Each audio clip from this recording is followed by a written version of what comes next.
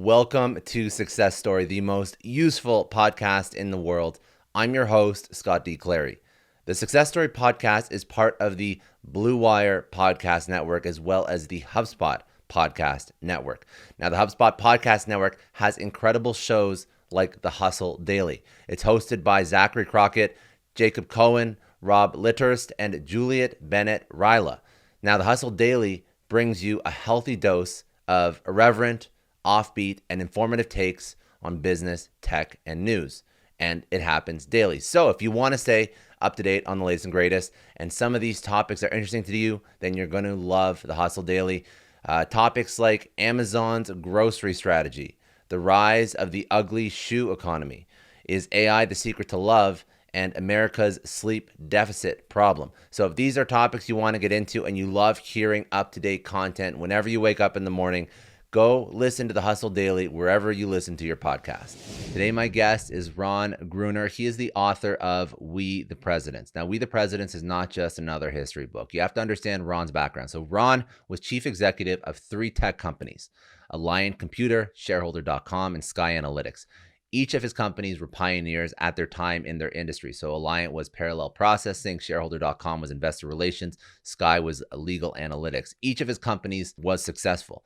They delivered healthy financial returns. Alliant went public in 1986. Shareholder.com and Sky Analytics were profitably acquired by major public corporations in 2006, 2015, respectively. So he's had an incredible career as a chief executive. He faced all the challenges of a chief executive, balancing the interests of shareholders, customers, employees, focusing on long-term vision while executing against short-term goals. He did all the CEO things. Now, he took that experience and he wanted to write a book that it takes into history and understands the outcome of different presidents, different administrations. So he wrote We the Presidents.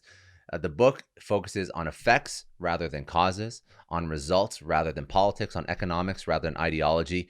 It focuses on linking presidential administrations to outcomes rather than just isolated presidencies. In the actual podcast, we spoke about some of his career success, but then we went into discussing U.S. policy, U.S. current cultural, economic climate through a business lens. We spoke about inflation.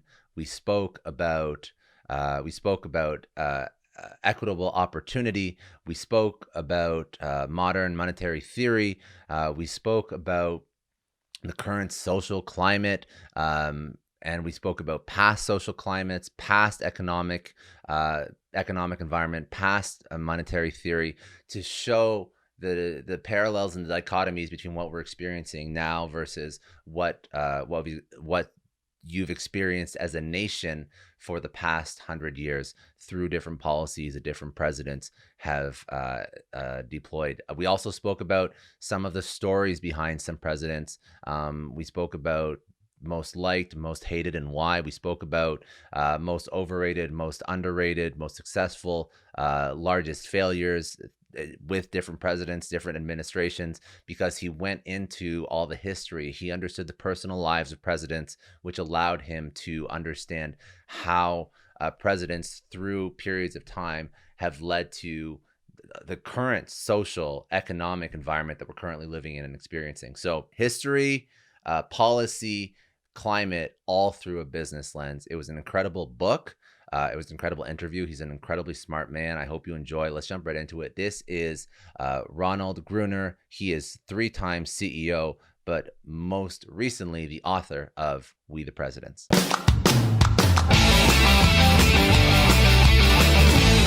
Well, I'm Ron Gruner, and I was born and raised in a small town in Oklahoma called Ponca City.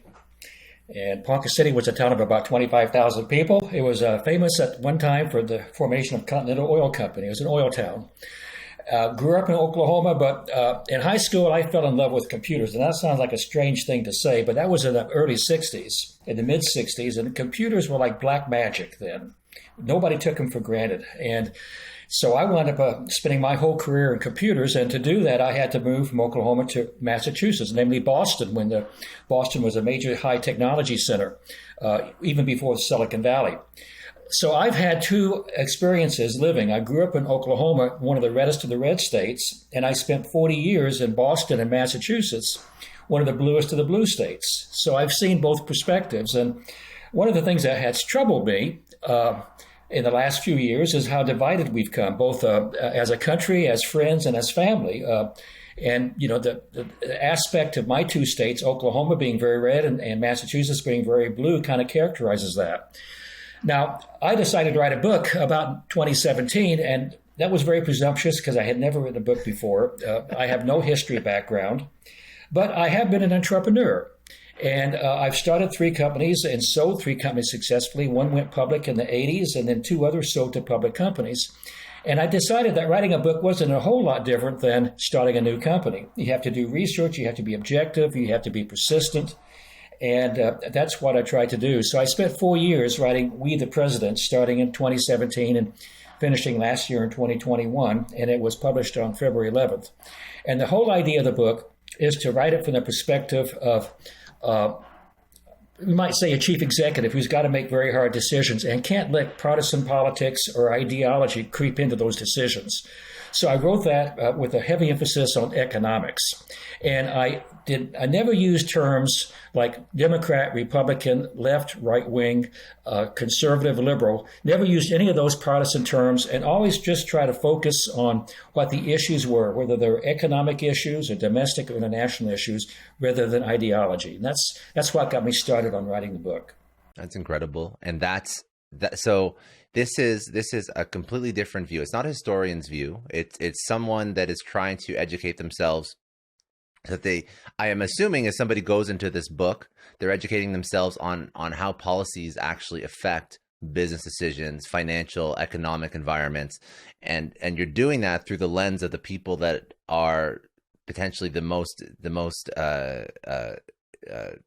persuasive in basically in affecting those decisions through presidents, through different governments over the years. Now, is the goal to unpack the history and then understand lessons, and maybe, for example, understand that all the things that we experience in our lifetime are not so new and novel, and history does repeat itself? Is that the goal of the book, or what is the actual takeaway for somebody who's reading this? Well, I think one takeaway, I don't think I'd call it the goal, but one takeaway is that history does repeat itself. Let me just give you 1 or 2 examples. President Donald Trump ran on the notion of America first, and for most Americans, they had never heard that phrase before. But Warren G. Harding, the first president I cover in my book, ran in 1920 on exactly that phrase, America first. That was later adapted by a group campaigning against America's involvement in World War II called America First. Also, Harding ran on the notion of a return to normalcy, which is very similar to what Donald Trump ran on, Make America Great Again. Both of those are looking backwards. Just as Ronald Reagan ran on Let's Make America Great Again, Trump actually shortened that to Make America Great Again. So that theme of America First and looking back to better times and trying to return America to those better times goes back at least 100 years, Harding, Reagan, Donald Trump.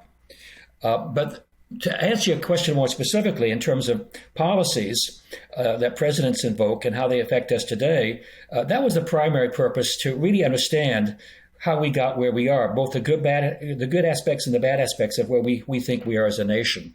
And so I focus a lot, for example, on taxation policies in that regard, and on international policies in that regard. I mean, one of the major topics we as Americans are dealing with, and actually the world is dealing with today, is the crises on the borders of Ukraine.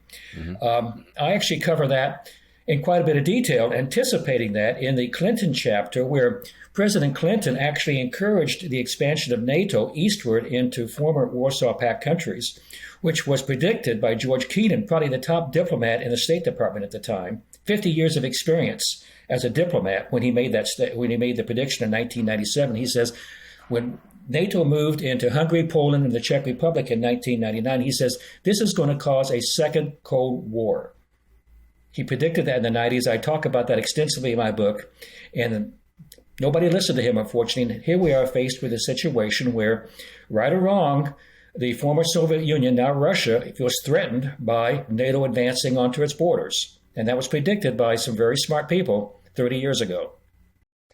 Now, when you go through this incredible history and you start to understand that there's been similar situations before, you must start to wonder, why haven't we done things differently? Why haven't we improved as a country? So do you have an understanding as to why we always default to making the same mistakes, making the same foreign policy decisions that have been predicted 30 years previous by very smart people? Why do we forget? That's my main question.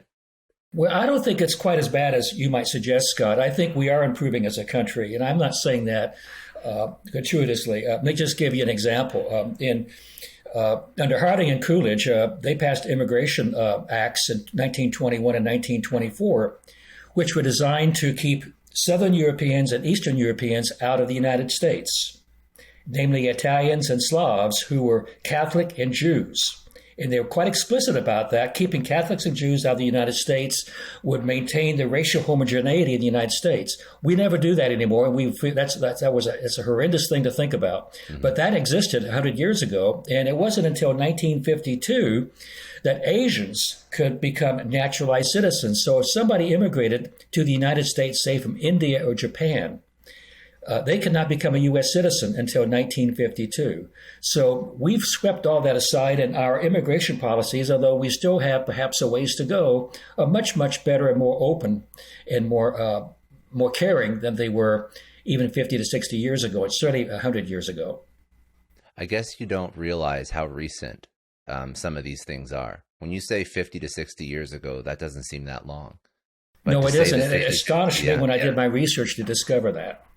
So Asians could not be naturalized citizens up until 50 years ago, 60 years ago. Up until 1952, with one exception. The Chinese could, and that was made possible in 1943 because the Chinese were allies of America during World War II, and they allowed the Chinese to be naturalized during World War II.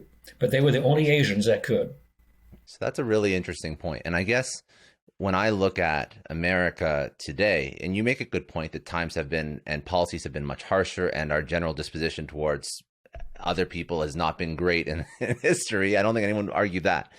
But I still feel like we always default to an us versus them, very polarized, very separated, always angry. And I think it's reached a boiling point in the past 2 years. So yes, we have made massive improvements, but I still feel like there's a lot of anger and frustration and stress in the country. And I'm wondering if there's, to say we've moved forward, obviously we have, but do you feel as though we've properly learned lessons from the past, or could there be a better emphasis so that we don't always feel so separated and segregated and angry at each other? What's the way that we could properly move forward and basically stop what's happened over the past 2 years from occurring in the next 2 years, in the next 5 years, 10 years? Well, we have a political party system, which in my introduction, I point out quotations from George Washington during his administration, the first president, how he felt the embryonic parties that were forming in the United States around Alexander Hamilton and Thomas Jefferson, one focused on federal government, one focused on states' rights, was badly dividing the nation. This was talks he made in a speech he made in 1797. So much of what we have is the fact that we have two political parties that are always striving for power. We don't have term limits. We have huge amounts of money flowing in, financing these attacks on each other. And as long as we have that, I think we're going to be divided. I think another aspect that tends to make America revert back to the isolationism is both a strength and a weakness of America, and that's what Alex de Tocqueville called American exceptionalism. He saw Americans, when he visited us in the 1830s and 40s, as an exceptional race. I beg your pardon, I don't want to use that phrase, as an exceptional people, an exceptional country. So we've always thought of ourselves as very, very special. Many countries, of course, do that, but I think we do that in the extreme, and that's caused a lot of the isolationism and the division, for example, over the immigration of Hispanics now that we have in the United States, because many people want to keep American exceptional. Mm-hmm. No, I find it very interesting. And, you mentioned this two-party system, which is a system that we're all very used to. But has there ever been at any point in American history an alternative to a two-party system where an additional third party? So like I'm Canadian, so right now we have Liberals, Conservatives, but we also have NDP, which is New Democratic Party, which definitely takes a significantly larger portion of votes than I would see a third party take in the U.S. So is there any precedent for moving away from a pure two-party system? And if so, what was that? But also, how could we do that? How could we encourage that? Well, we've had many attempts at forming independent parties or third parties, going back to the Know Nothing Party in the 19th century.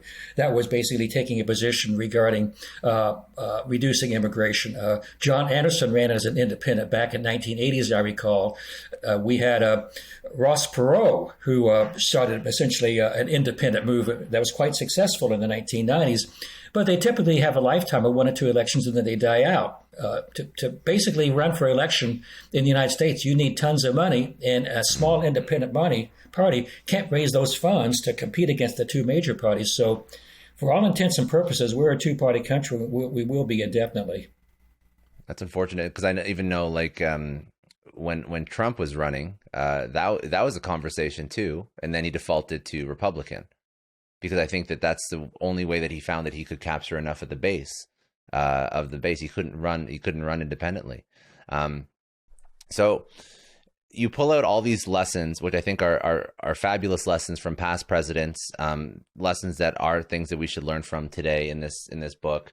I want to go down 2 separate paths for this interview. I'd like to understand some of the lessons learned in economics, Adam Smith, modern monetary theory, and why that's such an important piece of the book. And then I would also like to just walk through some really interesting stories that you discovered doing research that maybe people don't know about past presidents, some things about successes, failures, that would be great if we just like brought to light and sort of like act as a teaser for what else people would get in the book. But first, like monetary policy, because I know that you put in a huge amount into economics. So why when you're writing, because you sort of touched on it, you wanted to write a book that speaks to business individuals and business people, but why is economics such a huge portion of a book that could really just be a history lesson? Well, to me, history is a means and not an end. I mean, what we really want to accomplish is to improve the well-being of American citizens. And for most people, that comes down to their pocketbook, okay? Their health and their pocketbook, but much of that relates to economics. And that's why I focus on that. And one of the greatest realizations, and I think shocks that I had and during the research on the book, is the amount of income inequality that exists in the United States today. And I know people are skeptical about that, but let me give you some hard figures. In 1968, the middle 60% of taxpayers, the middle class, and the lower 20%, the lower income people, typically making minimum wage or slightly above that, had their peak incomes. And since then, it's been flat to down. So let me give you a specific. Let's take a family of 4 with one spouse working full-time, one spouse working half-time. That's 3,000 hours a year. These are not slackers. These are hard workers. In 1968, they were making a minimum wage, as I recall, of $1.60, in that range. In 2020 dollars, today's dollars, that's worth about $12 an hour, $11.80 an hour. And if you calculate that out, that family was making $34,000, $35,000 a year, basically putting them into the lower middle income class, a comfortable lifestyle. And they were working at minimum wage. Now, today, minimum wage is $7.25 here in the United States. And that same family working just as hard has taken a 38% pay cut. And they are now well below the poverty line. And if they're going to survive, they're going to have to get food stamps and other support from the government, which is what, up until recently, workers at Walmart, for example, and all the fast food chains, although they may be working full time, they were all required to survive taking food stamps. So one of the reasons social spending has increased so much in the United States since the 1960s is because pay has gone down for much of the United States, and that's what's happened. On the other hand, a family in 1968 that was making $34,000 strictly on dividends from a stock fund, like a trust fund, let's call it. Family of 4, not working, taking dividends. Today, their income wouldn't be $35,000.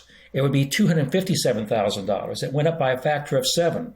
So you've got two families, one basically living off capital and dividends, and one living off the minimum wage. One gets a pay cut of 38%, and one gets an increase in their income of 7 times.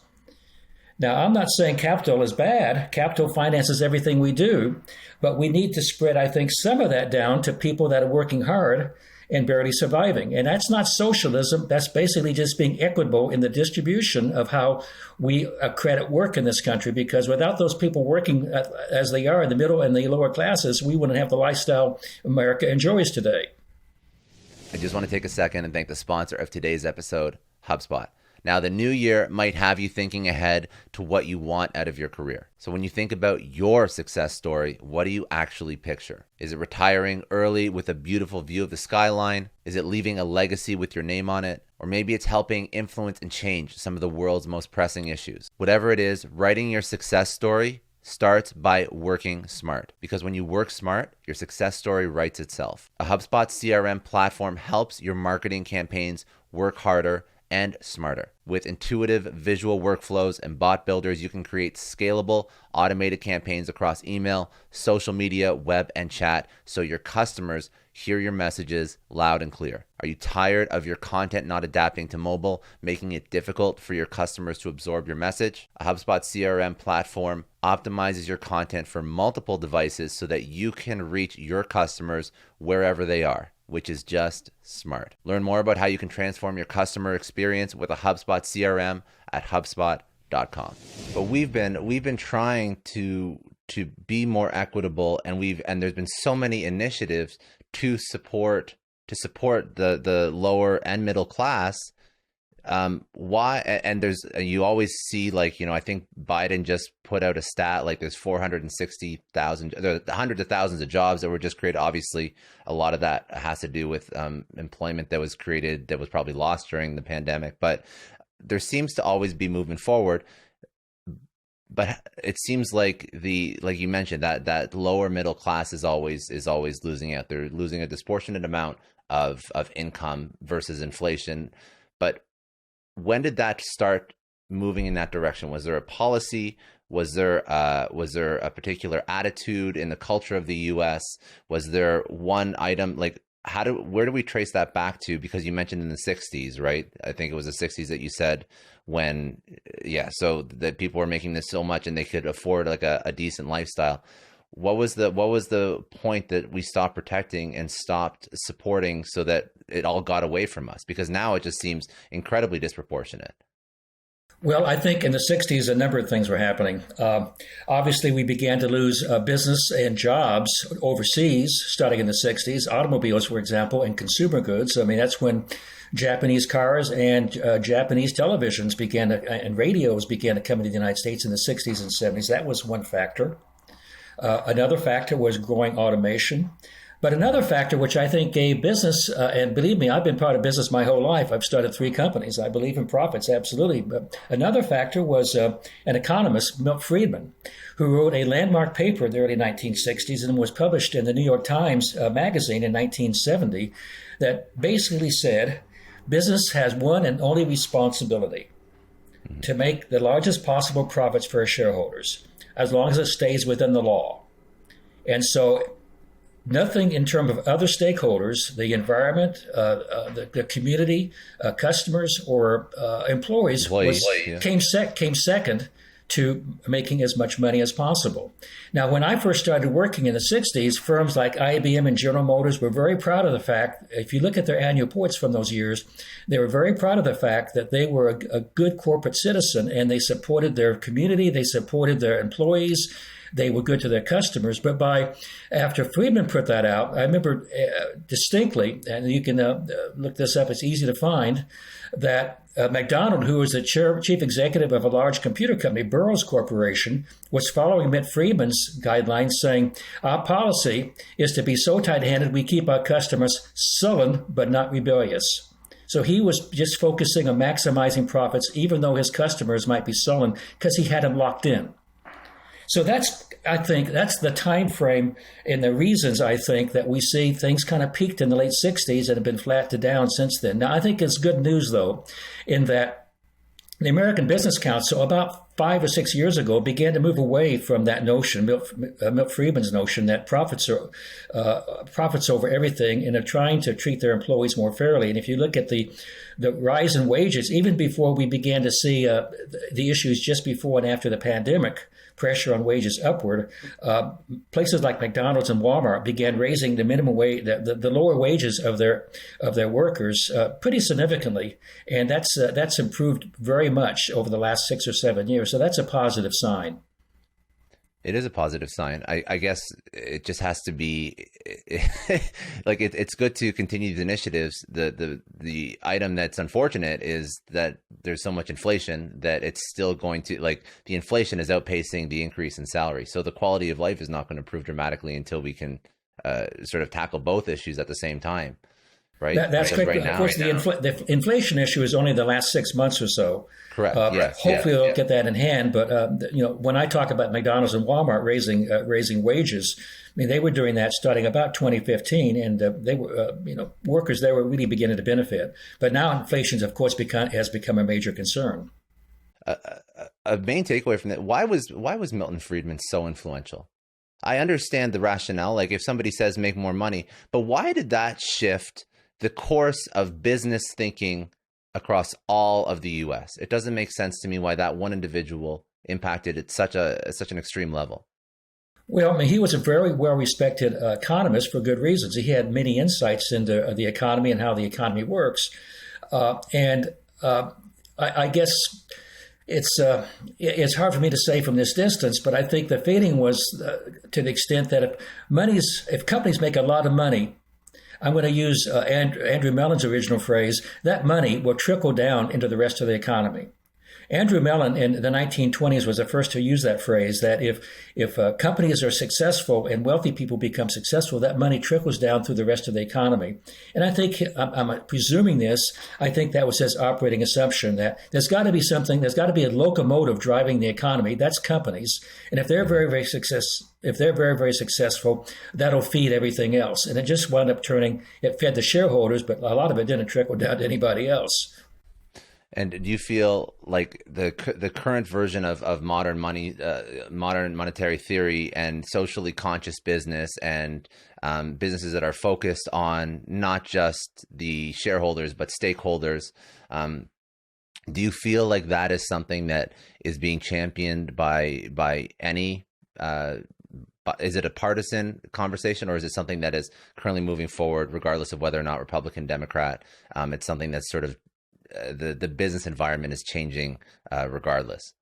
Well, there's kind of two topics there. One, modern monetary theory, and I'll discuss that in a second. The other is income equality, or income, let's call it normalization, for a larger proportion of the U.S. workers. And in the latter regard, in terms of income normalization, I think that is improving, and I will give former President Donald Trump credit for that, basically pointing to the forgotten American worker, forgotten because of jobs flowing overseas, because of taxation policies, for a number of policies. He made that a major theme of his campaign, and he's built a very loyal political base because of that. So he has given visibility to that issue, and it's going to be hard for anybody now to say, well, it's shareholders above all, and workers, take second or third tier. That's going to be very difficult. So he's really brought that to the forefront, to his credit.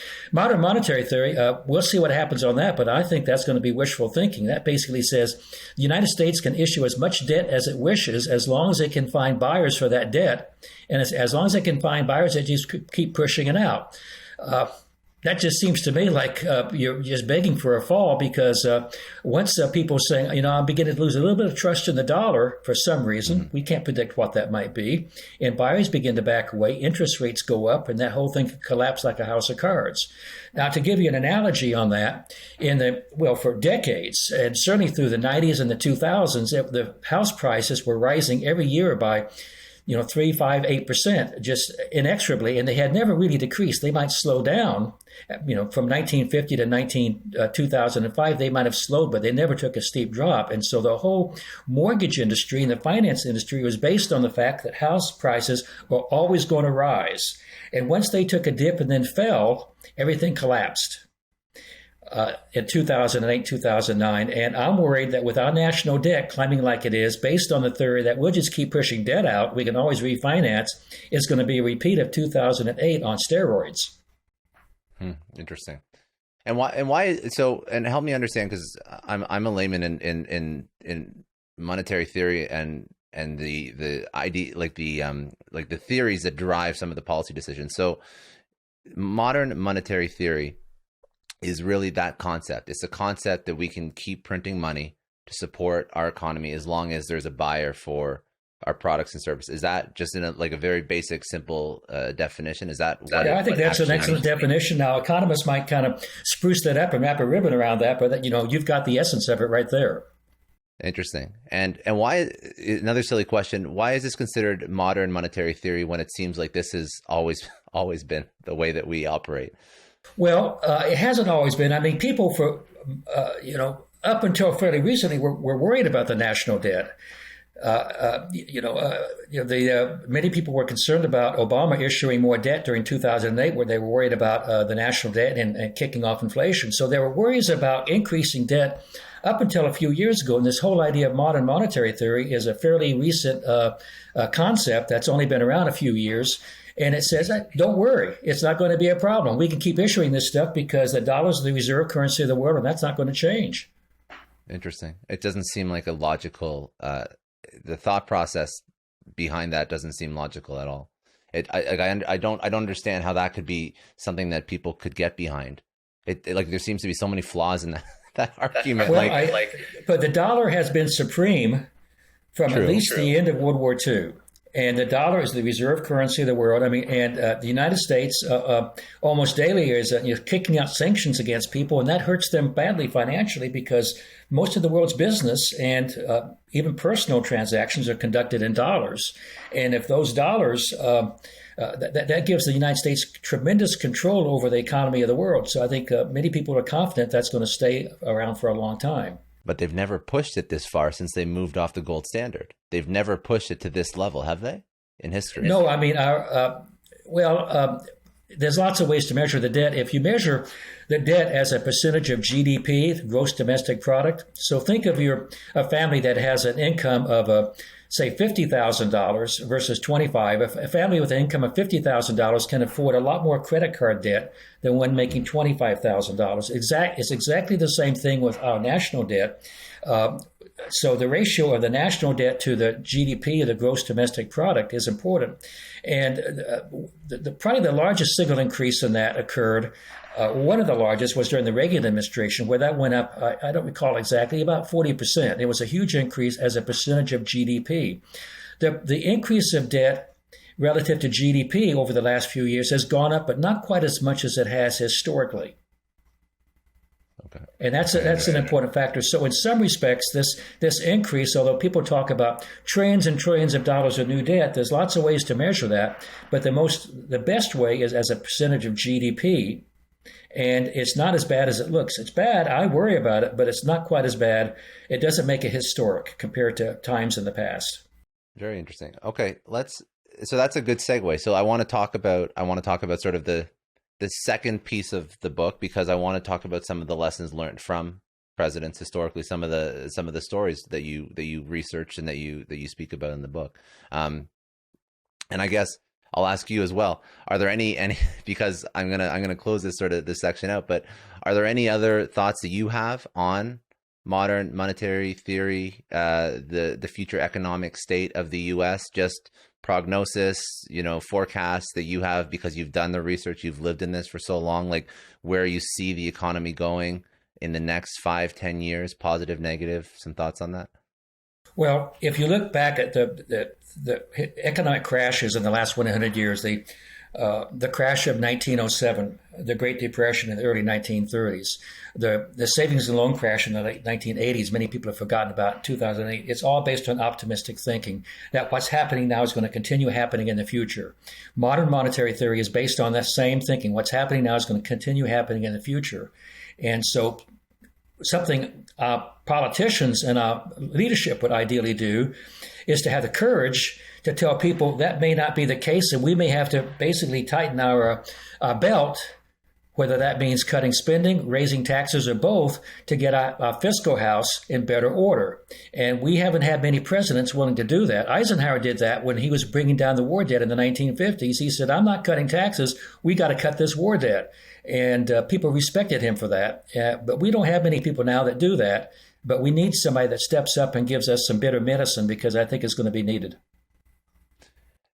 Let's go into some of the stories that you discovered as you're doing research. So how do you even begin to research some of the presidents? You're going in, like, what is because there's so much information on every single one of them. I'm sure every single one, well, there is probably a book and many books on every single president's lifetime. So what are you trying to cover in the chapter that covers one particular president? What's the main takeaway?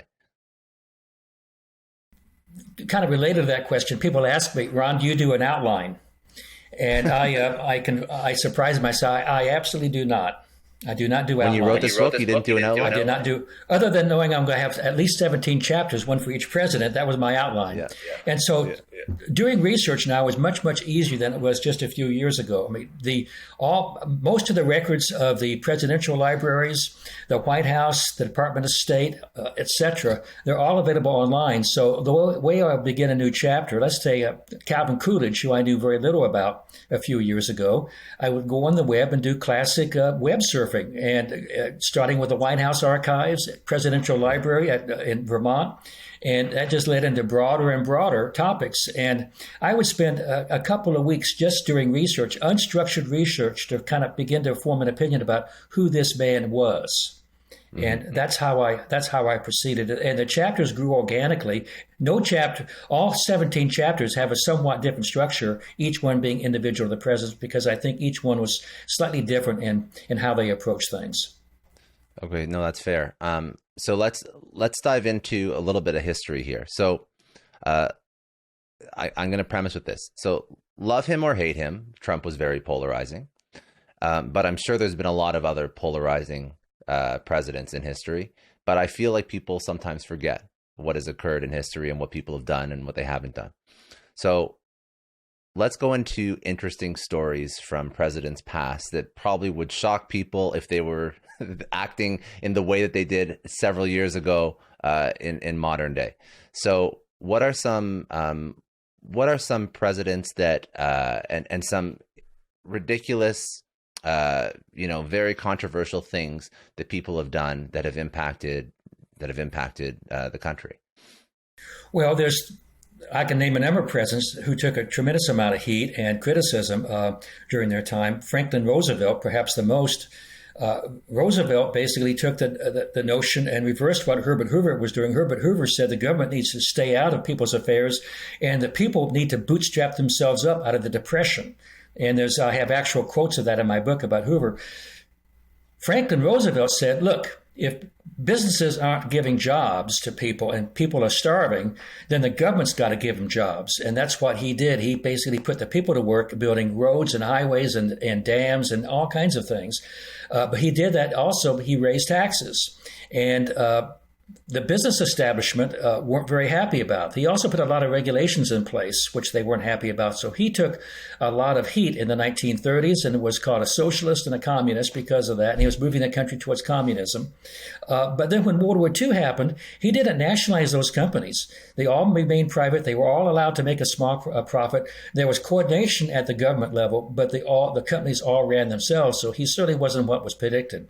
The same thing happened with Eisenhower, who was he had never belonged to a political party, much less the Communist Party, before he became president. But when he added on to Social Security in the 50s, and even when he did the interstate highway system, he was accused of succumbing to creeping communism, creeping socialism by having the federal government get involved in that.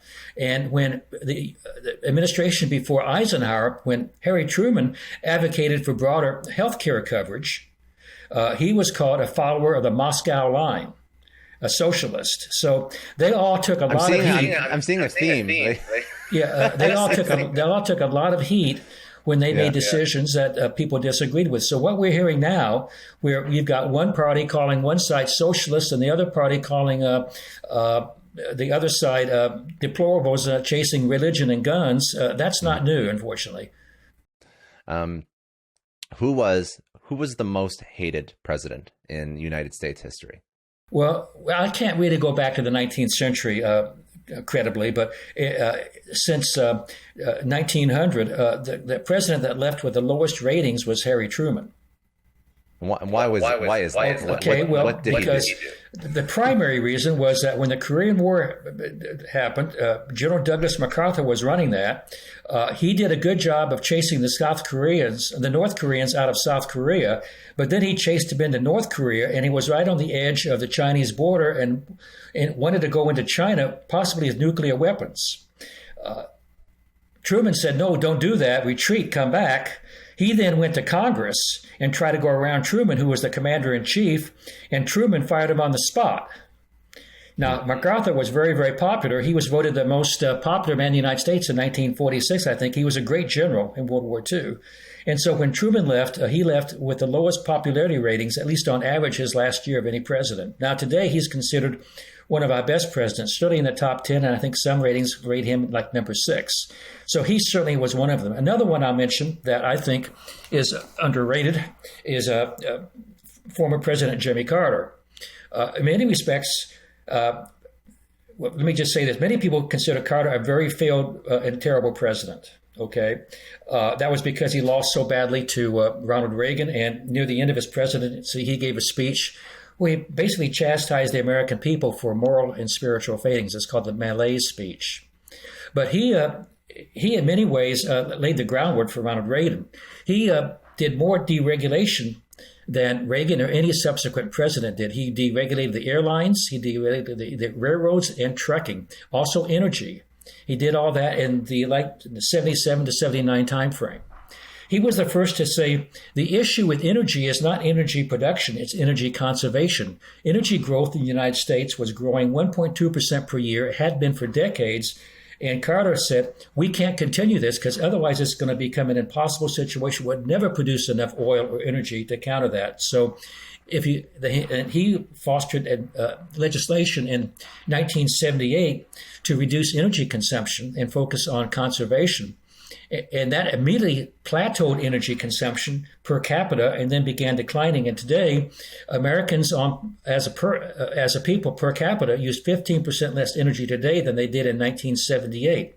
Whereas energy production per capita has only gone up roughly 7 or 8%. So it's conservation that's made this country energy independent, not energy production. And Carter should get credit for that. One other thing about Carter, he is a very moral and honorable man. He basically learned his communication skills teaching kindergarten. And I don't say that in a pejorative. I mean, I beg your pardon. My apologies. Teaching Bible school or Sunday school, starting at Annapolis when he was a naval cadet, all the way through his presidency, and even today in the Baptist Church in Georgia. In contrast, Reagan learned his skills as a radio announcer, a corporate spokesman, a movie star, the governor of California. Reagan had superb communication skills. Carter had communication skills that were more focused on being a sermon or a minister. So, for example, the Iranian hostages, the negotiations were completed by Jimmy Carter the day before Reagan took office. The Iranians had concluded, well, we've been negotiating with Carter for 9 months. Let's get this wrapped up rather than starting over with Reagan. So they signed a deal the day before Reagan took office. Carter did not announce that. He did not announce that because he said, my foremost objective is that those people get out of Iran. And so that didn't happen until the inauguration day, and they didn't get out of Iranian airspace until about an hour after President Reagan's speech, at which point Ronald Reagan announced that hostages were free, and 90% of Americans believe, well, Reagan did that and still believe that. Reagan never corrected himself, and Carter never asked for a correction. Very interesting. So to flip the script on that, then who do you think is the most overrated president? That's a hard one to say. Because you're gonna upset some people that like whoever you were gonna say. No, that's really not it. One thing when you write a biography and you really study people, everybody has faults, including the most recent president, and including presidents going back 200 years.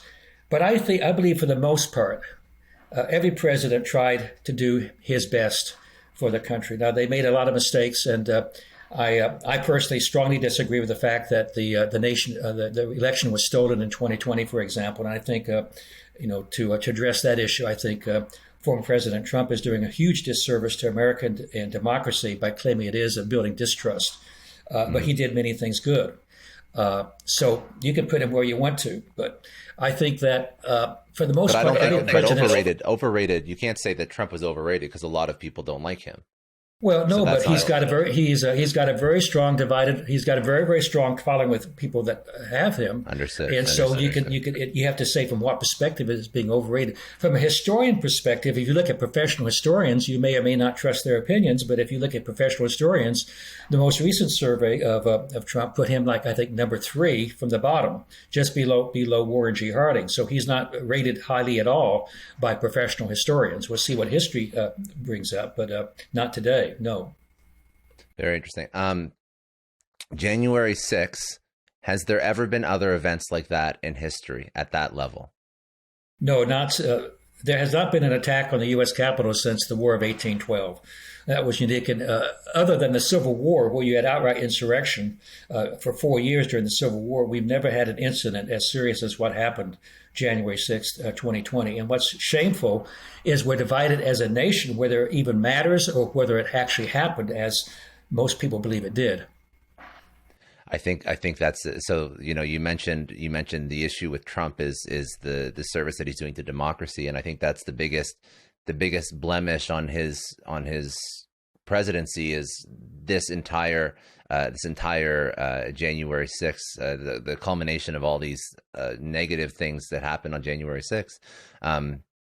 It's just interesting to me because being a Canadian, I didn't realize how serious that was until you start to look at history and realize that nothing like that has ever happened in U.S. history.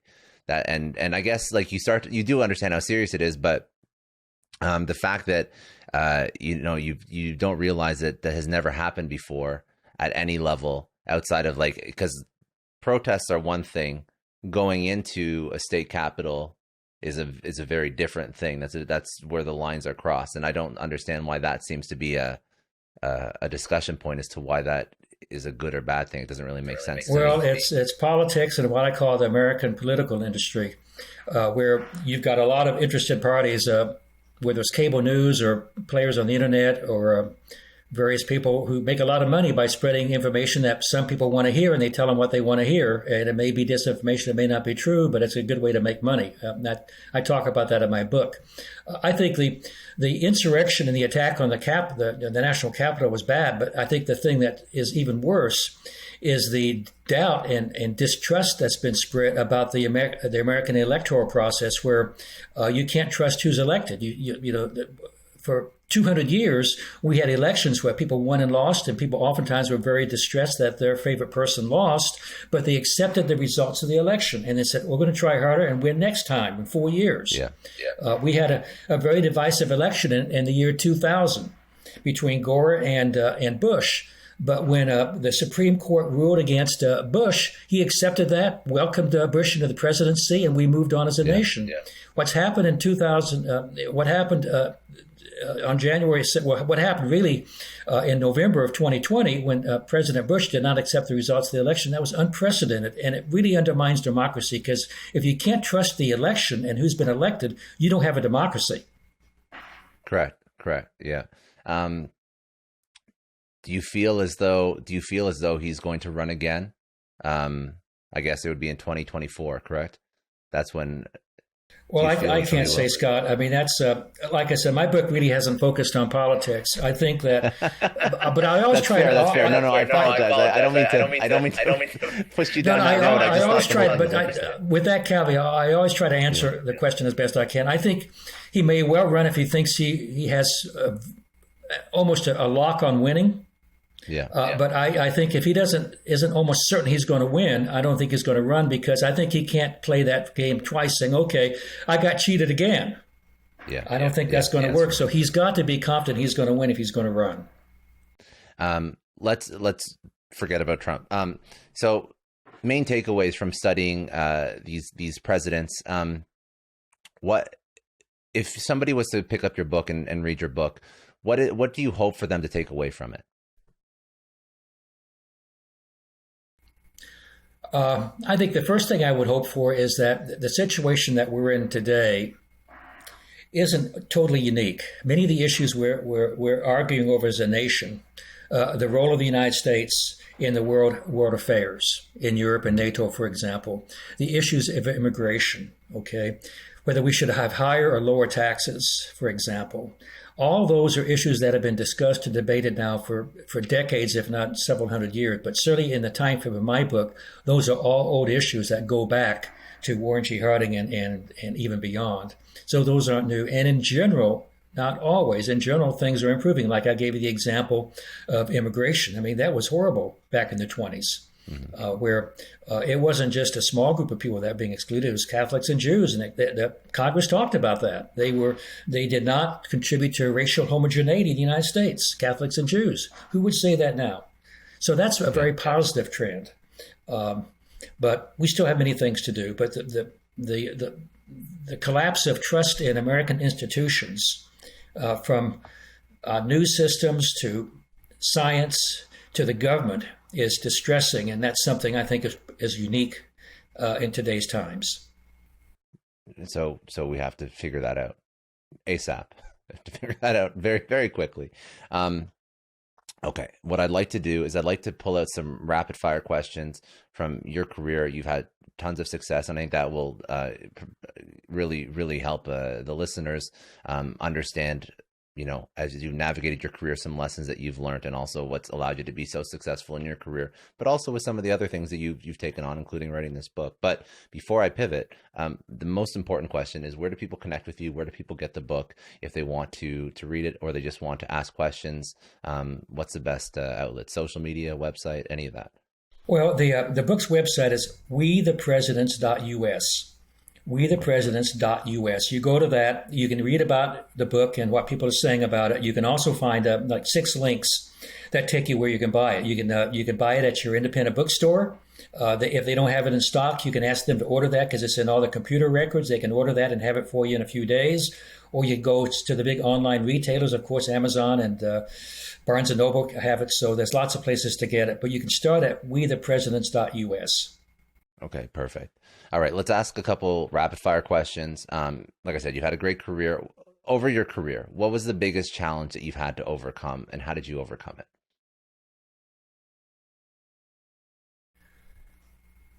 I think that the first company I started was publicly financed. We raised $107 million in the 80s, and when that was serious money. And I was the chief executive, and it was a public company. And so managing a public company was very, very challenging. You had to meet quarterly revenue objectives and profit objectives, and that really drove how you ran your business in a negative sense. So After 10 years of Alliant, we hit a brick wall with what was happening in computers. We were manufacturing computers that sold for $500,000, and everything was moving to desktop, and the company basically, unfortunately, pretty much folded. I took a year and a half off and started what evolved into an internet company, but I decided then that I was going to grow that organically with my own money and maybe just a little bit of outside money. So I raised just $250,000 in the early 90s, plus my own money, and started Schroeder.com and grew that to millions and millions of dollars by 2006. And I have to say that was a huge struggle doing that from the ground up. But I retained control, and I could make decisions I thought were best for the company, the people, and the customers, as opposed to being beholden as a public company. And the same thing happened with Sky Analytics when I started that in 2009, ran that the same way, sold that successfully.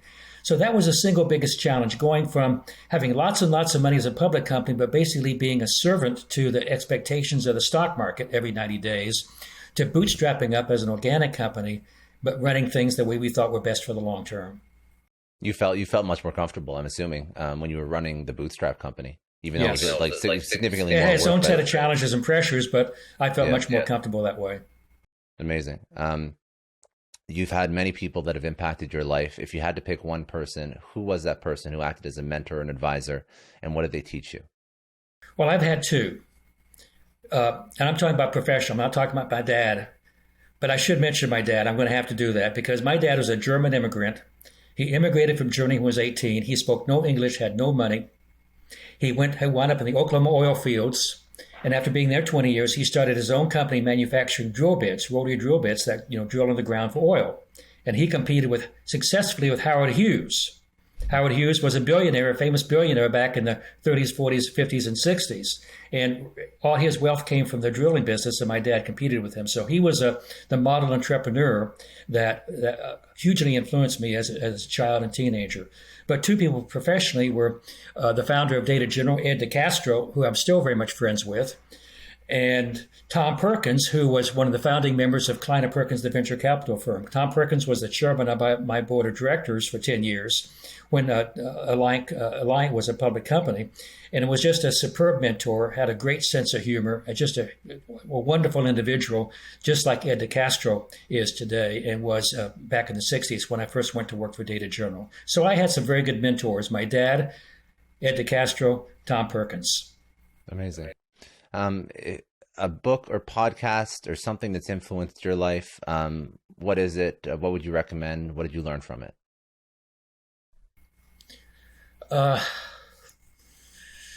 Well,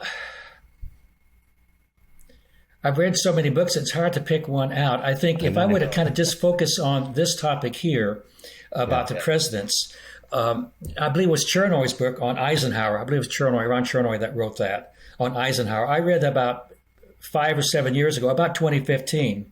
And I found that really an excellent biography of Eisenhower and the issues the president has to deal with. And that piqued my interest on the presidency.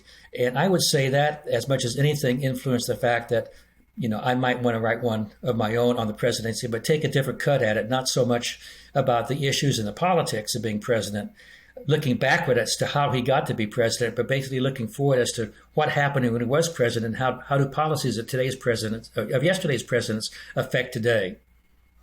I love that. And I think that first of all, obviously, people have to go read your book, but I think that to pique curiosity, books that are great at piquing curiosity about history and sort of pushing people down that rabbit hole so that they do understand history and civic history a little bit more, I think is a positive thing. So it's a good recommendation as well.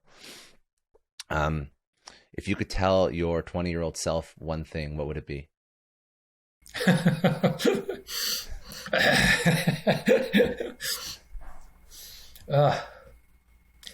My 20-year-old self, don't be so impatient. I think one of my strengths is I have a high energy level and I'm driving all the time, whether that was with my companies or sometimes with my family and my wife, who has a tremendous tolerance for some of my personal flukes. Okay. And I think if I were to tell my 20-year-old self and my 74-year-old self would be, calm down, don't be quite so impatient. Okay. I think that's good advice I have to still take. Good. And then last question, what does success mean to you?